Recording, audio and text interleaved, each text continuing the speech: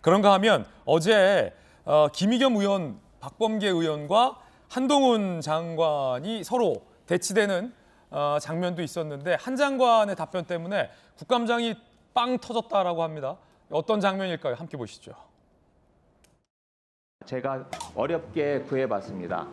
영문으로 되어 있는 한 5, 60페이지짜리 자료인데 한동훈 장관님이 이걸 보았으면 대단히 입맛이 당겼겠다.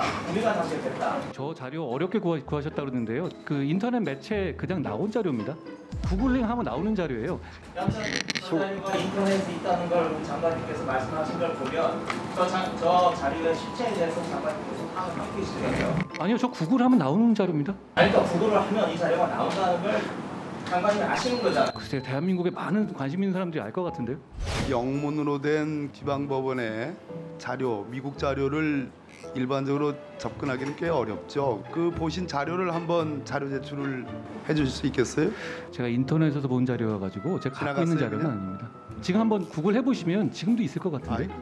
영어를 잘하시는 장관님이야 구글링해서 금방 보겠지만 위원님, 우리는 그거 액세스하는데 위원님, 굉장히 어렵습니다. 위원님, 한국말 자료입니다. 한국말로 된 자료. 예.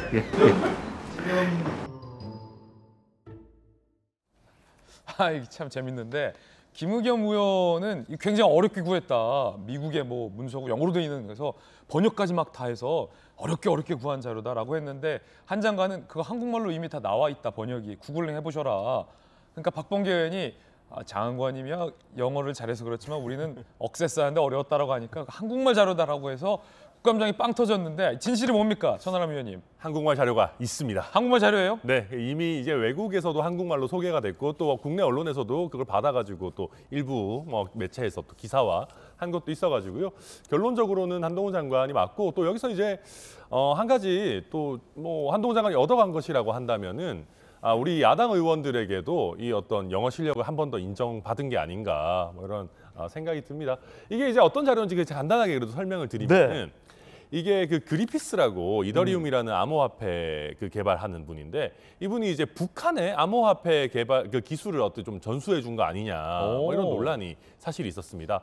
또 그 와중에 당시에 이제 박원순 서울시장, 이재명 성남시장과 함께 뭐 리서치 센터를 만드느니 뭐 이런 식의 이제 얘기들이 있었었기 때문에 결국 이게 이제 한동훈 장관으로서는 좀 관심을 가질 만한 이슈가 아니냐라고 김의겸 의원은 물었던 것이고. 네, 뭐 한동훈 장관이 잘 얘기한 것처럼 이게 실제 한국과도 관련이 있는 일이기 때문에 한국어로 이미 자료가 나와 있어요. 그래서 뭐 영어 자료 보시느라 고생했다. 뭐 오랜만에 영어 자료 보시는 거 뭐 그 자체 나쁜 일은 아니었겠지만은 약간 좀 쓸데없는 고생을 하신 거 아닌가 하는 생각도 듭니다. 김의겸, 박범계 의원이 한국말로 번역된 자료를 미처 못 보고 힘들게 액세스 하실 수는 있으시죠, 그렇죠? 그럴 경우는 또 있을 것 같아요. 여기서 근데 우리 국감장이 웃음 바다가 이렇게 됐다. 서로가 이제 좀 좋은 분위기가 됐다라고 이야기하지만 사실 저는 저 상태에서는 한동훈 장관의 답변 태도가 잘못됐다고 생각을 합니다.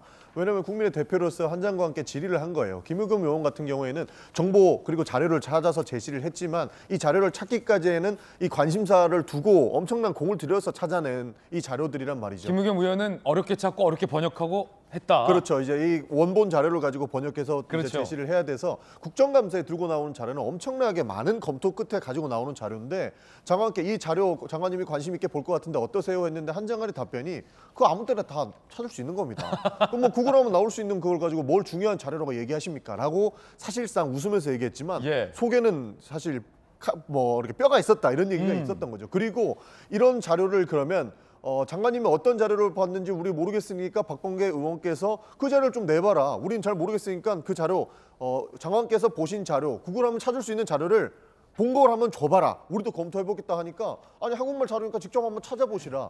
사실 정부를 대변해서 나오신 분이라면 이런 자료 제출 요구에 대해서는 당연히 응해야 되는 것은 이거 법적으로 나와 있는 내용이거든요. 근데 이거 별거 내용 아닙니다. 그리고 뭐 알아서 찾아보세요. 이런 식의 태도는 분명히 잘못된다는 것을 우리가 짚고 넘어가야 됩니다.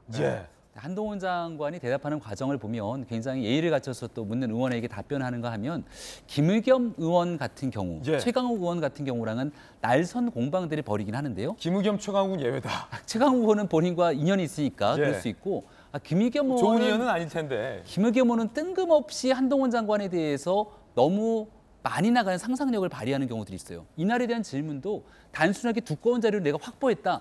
대한민국의 국익을 위해서 법무부의 여러 가지 내용들을 갖고 얘기한 게 아니라 한동훈 장관이 지난번에 왜 뉴욕을 가지 않습니까? 예. 그 당신 뉴욕 왜 갔어? 라고 하는 걸 갖고 지난번에도 있지도 않은 내용들을 한동훈 장관에게 얘기했다가 설전이 벌어졌잖아요. 이번에도 지금 이더리움의 개발자를 언급해서 꺼냈던 이유들도 이건 대한민국 국민들이 아무도 알지도 못하고 큰 관심도 없는 건데 이 사람을 기소했던 곳이 바로 뉴욕 남부 연방 검찰청이다. 그래서 장관이 거기 갔지. 라고 얘기를 꺼내게 되는 거니까 아하. 한동훈 장관이 보기에는 그 검색하면 다 나오는 거예요. 보면 알 수 있는 건데 그런 거를 뭔가 대단한 자료냐 찾아서 나를 이런 식으로 엮어 들어가는 겁니까라고 얘기를 점잖게 한 건 아니겠습니까? 그러니까 민주당 입장에서는 논리적인 공방에서 한동훈 장관이랑 이 대척점이 잘 쓰게 되지 않을 때 태도 문제를 항상 거론하게 되는데요. 저는 저 자리에서 한동훈 장관이 대답할 수 있는 위트 있는 대답을 잘 던졌다고 생각을 합니다. 예.